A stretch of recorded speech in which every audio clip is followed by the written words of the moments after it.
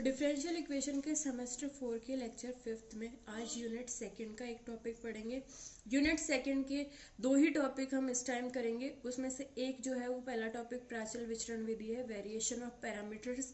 आगे जो है एक छोटा सा टॉपिक और लिया है मैंने, वो पार्शियल में से है, लेकिन ये वाला जो टॉपिक है वो बहुत ज़्यादा इंपॉर्टेंट है। इसमें से क्वेश्चन आने के 100% चांसेस रहते हैं और ये मेथड जो है आगे तक भी काम आता है, इसलिए आप इसको ज़रूर पढ़ लीजिएगा और ये बहुत ज़्यादा डिफ़िकल्ट भी नहीं है। तो जो प्राचल विचरण विधि है, वेरिएशन ऑफ पैरामीटर्स, ये यूनिट सेकंड का टॉपिक है। ये भी जो है वो सेकंड ऑर्डर की रेखिक अवकल समीकरण को सॉल्व करने का ही एक मेथड है। जैसे अपन ने पिछले यूनिट में 4 मेथड पढ़े हैं, तो ये 5वां मेथड है, लेकिन ये यूनिट सेकंड में आ रहा है। तो यूनिट सेकंड में आ रहा है तो एक क्वेश्चन इसमें से पक्का हमेशा आता है और इस बार भी आने के चांसेस है। तो ये जैसे ये मेथड क्या कहता है, आपको जो सेकंड ऑर्डर की रेखिक अवकल समीकरण दी हुई है वो इस फॉर्म की होगी, स्टैंडर्ड फॉर्म की। यहाँ पे आप क्या करोगे, इसको इक्वल 0 करके आप जो है वो इसका CF निकालोगे, पूरक फलन। जैसा कि हमने अचर गुणांकों वाली रेखिक अवकल समीकरण में निकालते हैं, वैसे जो है इसका CF हम निकाल लेंगे। CF में आपके जो U और V है वो जो है वो इस वाले इन दोनों इक्वेशन को सेटिस्फाई करेंगे, क्योंकि U और V जो है R को 0 पुट करने पर जो इक्वेशन बनी उसी की सॉल्यूशन है, तो उसको सेटिस्फाई करेंगे। तो यहाँ पर U इस इक्वेशन को सेटिस्फाई करेगा जब R को 0 पुट कर देंगे, और V भी इस इक्वेशन को सेटिस्फाई करेगा जब R को 0 पुट कर देंगे। तो ये वाली इक्वेशन हमने U और V की फॉर्म में लिख ली, d2u और dx square plus p du और dx plus qu is equal to 0, और d2v upon dx square plus P dv over dx plus Q V is equal to 0। ये यहाँ पे हमें इसका CF मिला है AU प्लस BV। अब हमें पता है कि CF कंप्लीट सॉल्यूशन नहीं होता, तो हमने ये कहा, लेकिन सॉल्यूशन का एक पार्ट होता है। हमने ये कहा कि ये इसका CF है, तो हमने माना कि इसका कंप्लीट सॉल्यूशन जो है वो क्या होगा, capital AU plus capital BV, जहाँ पे कैपिटल A और यहाँ पे AB मोस्टली हमारे कांस्टेंट होते हैं, लेकिन यहाँ पे कैपिटल A और कैपिटल B जो हमने कंप्लीट सॉल्यूशन के माने हैं वो कांस्टेंट नहीं होंगे, वो क्या होंगे, x के फंक्शन होंगे। ठीक है, तो हमारा सॉल्यूशन, अब हमने कंप्लीट सॉल्यूशन किसको मान लिया, y is equals to AU plus BV, जहाँ पे कैपिटल AB जो है वो x के फंक्शन है।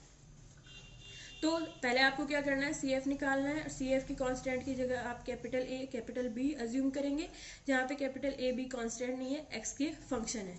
इसके आगे जो है हमने इसको सॉल्यूशन मान लिया कंप्लीट। तो अगर ये सॉल्यूशन है तो इक्वेशन को सेटिस्फाई करेगा, तो हम क्या करेंगे, यहाँ से y, इससे dy ओवर dx और d2y ओवर dx स्क्वायर की वैल्यू निकालेंगे, वो वापस ले जाके इक्वेशन में पुट करेंगे। तो यहाँ पर ये हमारा सॉल्यूशन है, इससे हमने फर्स्ट ऑर्डर का डेरिवेटिव निकाला, डिफरेंशिएशन किया विद रिस्पेक्ट टू x, तो आपके पास क्या है, dy ओवर dx यानी कि y डैश, और ये आपका क्या आएगा, a को एज इट इज रखा तो u का किया du ओवर dx हो गया, अगले वाले टर्म में u को एज इट इज रखा, a का किया तो da ओवर dx हो गया, क्योंकि a हमारा कांस्टेंट नहीं है तो a का भी होगा। आगे वाले टर्म में b को एज इट इज रखा, v का किया तो क्या आ गया, dv ओवर dx प्लस यहाँ पर v को एज इट इज रखा, b का किया तो db ओवर dx। अब हमें पता है ये हमारा कंप्लीट सॉल्यूशन हमें मिल गया था, लेकिन इसमें कमी क्या थी, हमें यहाँ पर कैपिटल A और कैपिटल B की वैल्यू नहीं पता। तो हम ये जो सारी एक्सरसाइज कर रहे हैं वो क्यों कर रहे हैं, कैपिटल A और कैपिटल B की वैल्यू फाइंड आउट करने के लिए। तो कैपिटल A और कैपिटल B की वैल्यू फाइंड आउट करने के लिए हमारे पास 2 अननोन है, तो 2 इक्वेशंस भी होनी चाहिए इनको फाइंड आउट करने के लिए। तो इनको फाइंड आउट करने वाली जो पहली इक्वेशन है वो हमें इसके फर्स्ट ऑर्डर डेरिवेटिव से मिलेगी। इसके फर्स्ट ऑर्डर डेरिवेटिव में हम क्या करेंगे, उन दोनों टर्म्स को जिसमें a और b का डिफरेंशिएशन हुआ है उसको इक्वल 0 मान लेंगे। ये दोनों टर्म है u da over dx plus v db over dx, इसको अपन क्या मान लेंगे, 0। तो आपकी इक्वेशन क्या आ जाएगी, u ए के फर्स्ट ऑर्डर डेरिवेटिव को मैंने a1 लिख दिया प्लस v, b के फर्स्ट ऑर्डर डेरिवेटिव को b1 लिख दिया, तो आपकी इक्वेशन क्या होगी, u a1 plus v b1 is equals to 0, यानी एक इक्वेशन तो आपको ये मिल गई। अब इसको 0 कर दिया तो अब आपका dy ओवर dx क्या बचा, a du over dx plus b dv over dx। ये वाली स्टेप आपको ध्यान रखनी है। अब आपका y डैश क्या हो गया, a u dash plus b v dash. मैंने जो है ये फर्स्ट ऑर्डर के जो डेरिवेटिव है इनको मैंने डैश की फॉर्म में लिख लिया, तो ये क्या हो गया, a u dash plus b v dash, ये आपका हो गया। इसके बाद जो है हम y डैश हमें मिल गया, 4 टर्म थी उनमें से 2 को हमने 0 मान लिया, तो ये 2 टर्म बची। इससे y डबल डैश निकालेंगे तो क्या होगा, ए को एज इट इज रखेंगे, यू डैश का करेंगे तो यू डबल डैश, बी को एज इट इज रखेंगे, बी डैश का करेंगे तो बी डबल डैश, और यहाँ पर आगे वाली टर्म में यू डैश को एज इट इज रखेंगे, ए का करेंगे तो A1 प्लस बी डैश को एज इट इज रखेंगे, बी का करेंगे तो B1। अब हम क्या करेंगे, Y dash, Y double dash और वाई की ये वाली वैल्यू जो है हम ले जाके हमारी गिवन इक्वेशन में, जो हमारी सेकेंड ऑर्डर की रैखिक अवकल समीकरण होती है उसमें ले जाके पुट कर देंगे। तो ये हमारी ए यू डबल डैश यहाँ तक की हमारी वैल्यू जो है वो क्या है, वाई डबल डैश की plus capital P Y dash की वैल्यू हमने लिख दी यहाँ से, प्लस क्यू के साथ क्या आता है, वाई की वैल्यू हमने लिख दी a u plus b b is equals to r. अब यहाँ पे देखिए आप ए वाली जितनी भी टर्म्स है उनमें से ए को कांस्टेंट ले लिया तो आपके पास क्या बचा अंदर, U double dash P U dash plus Q you.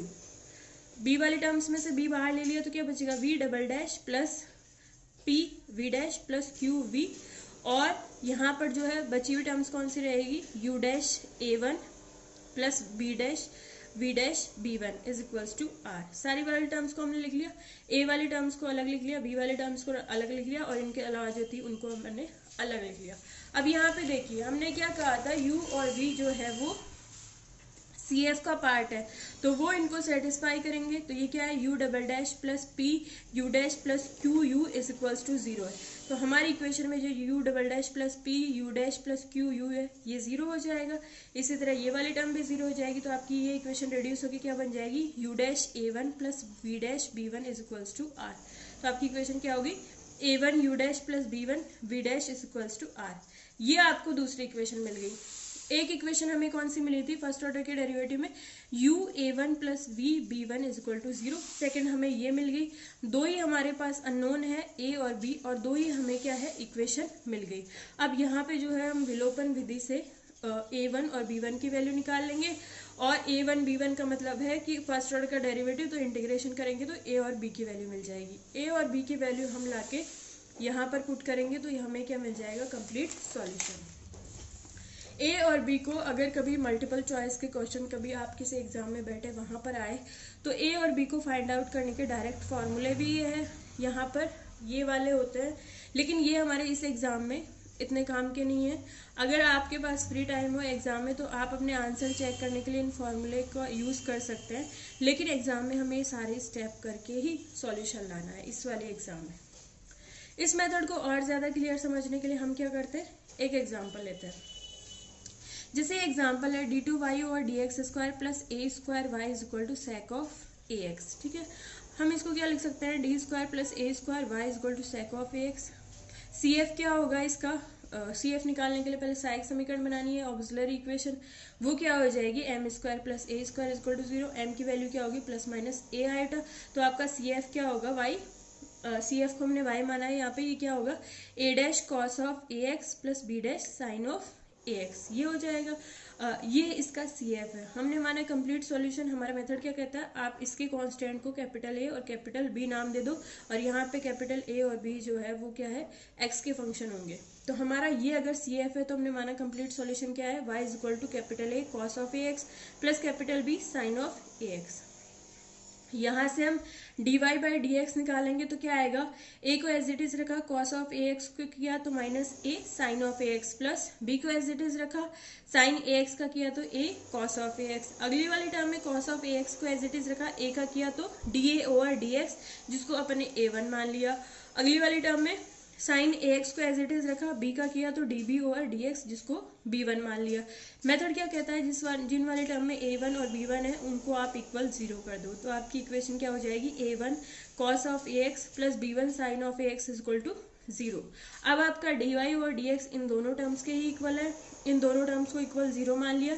ये वाली इक्वेशन हमें a और b को फाइंड आउट करने में हेल्प करेगी। इसको 0 मानने पे आपका dy और dx क्या हो गया, minus a sine ax plus b a cos of ax। इसी की हेल्प से हम क्या निकालेंगे, d2y ओवर dx स्क्वायर। तो यहाँ पे d2y ओवर dx स्क्वायर का मतलब इसका एक बार और डिफरेंशिएशन कर दीजिए, तो एक बार और डिफरेंशिएशन करेंगे तो क्या होगा, माइनस a को एज इट इज रखा तो इसका किया तो क्या आएगा, साइन ऑफ ax का करेंगे तो कॉस ऑफ ax, और एक और a आके ये क्या हो जाएगा a स्क्वायर। आगे जो है वो B A as it is रहेगा, बी को एज इट इज रखा, ए कांस्टेंट है ही, कॉस ऑफ ए एक्स का किया तो क्या आएगा minus A sine of A X, जिससे ये ए जो है वो क्या हो जाएगा ए स्क्वायर। अगली वाले टर्म में जो है वो a sine a x as it is है, ए का किया तो क्या हो गया ए वन। इस वाले टर्म में a cos of A x as it is है, बी का किया तो क्या हो गया बी वन।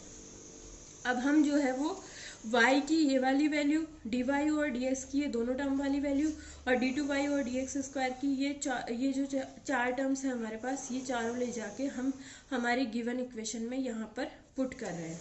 तो आप जो है वो खुद पुट करके देख लेना, इसको रख के मैंने इसको रखा तो यहाँ तक ये जो चार टर्म्स है वो हमारी कौन सी है, d2y ओवर dx स्क्वायर की। हमारी इक्वेशन में, गिवन इक्वेशन में dy और dx का पद है नहीं, तो हम a स्क्वायर करके y की ये वाली वैल्यू ही पुट करेंगे, तो ये पूरा d2y और dx स्क्वायर है, और यहाँ पे मैंने a स्क्वायर करके y की वैल्यू पुट कर दी, और इक्वल क्या चल रहा है sec of ax।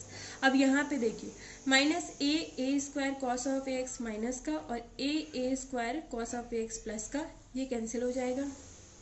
b a square sine of ax, b a square sine of ax, ये प्लस का है ये माइनस का है, ये कैंसिल हो जाएगा।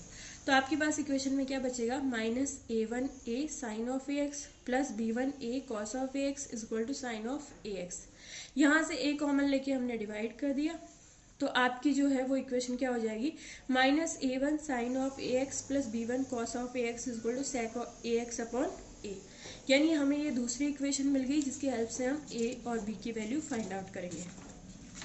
जो हमारी पहली इक्वेशन थी, जो हमें dy ओवर dx से मिली थी कि a1 cos of ax plus b1 sin of ax is equal to 0, equation 4, उसको मैंने एज इट इज यहाँ लिख दिया, क्योंकि इन दोनों की हेल्प से ही हम a और b की वैल्यू फाइंड आउट करेंगे। तो ये इक्वेशन 7 यहाँ से आई है, इक्वेशन 4 फर्स्ट ऑर्डर के डेरिवेटिव में जो दो टर्म्स को इक्वल 0 माना था वो वाली है, ठीक है। अब यहाँ पे ये दो इक्वेशन है, दो अननोन है, पहले हम a1 b1 की वैल्यू फाइंड आउट करेंगे, फिर इंटीग्रेशन करके ab की वैल्यू आ जाएगी। तो यहाँ पर जैसे मुझे इस इक्वेशन में से जो है a1 को हटाना है और b1 को रखना है, तो a1 को हटाना है तो हम क्या करेंगे, 7 को तो गुणा करेंगे cos ऑफ ax से, और 4 को गुणा करेंगे साइन ऑफ ax से, और दोनों को प्लस कर देंगे क्योंकि साइन अलग अलग है दोनों का, तो वैसे ही कैंसिल हो जाएगा। तो इक्वेशन 7 को हमें गुणा करना है cos ऑफ ax से, तो क्या हो जाएगा minus a1 sine of ax पहले से ही है, cos ऑफ ax हमने गुणा किया है, plus b1 cos of ax एक पहले से है, एक यहाँ से आ जाएगा cos स्क्वायर ऑफ ax। ये क्या होगा, प्लस का साइन है, a1 cos ऑफ ax पहले से है, साइन ऑफ ax को हमने गुणा किया है, plus b1 sine of ax, और एक हमने जो गुणा किया है वो b1 साइन स्क्वायर ax हो जाएगा, इज इक्वल्स टू यहाँ पे sec of ax upon a है, इसको गुणा किया था cos ऑफ ax से, प्लस अगले वाली टर्म क्या हो जाएगी 0। ये इक्वेशन के दोनों पार्ट हमारे आ जाएंगे। यहाँ पे ये वाला इससे जो कैंसिल हो जाएगा, आपके पास b1 आप बाहर ले लोगे तो cos square ax plus sine square ax क्या हो जाएगा 1, तो ये टर्म क्या आएगी b1 इज इक्वल्स टू यहाँ पे sec of ax into cos of ax क्या होगा 1, ये बचेगा 1 अपॉन a, तो b1 इज इक्वल टू क्या आ गया 1 अपॉन a, b1 यानी कि db ओवर dx, इसकी वैल्यू क्या आई है 1 अपॉन a।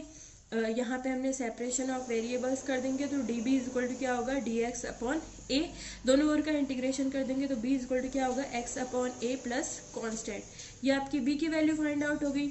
अब यहाँ पर जो है a की वैल्यू फाइंड आउट करनी है, तो b1 is equal to 1 by a, या तो इसमें रख दीजिए या फिर इसमें पुट कर दीजिए।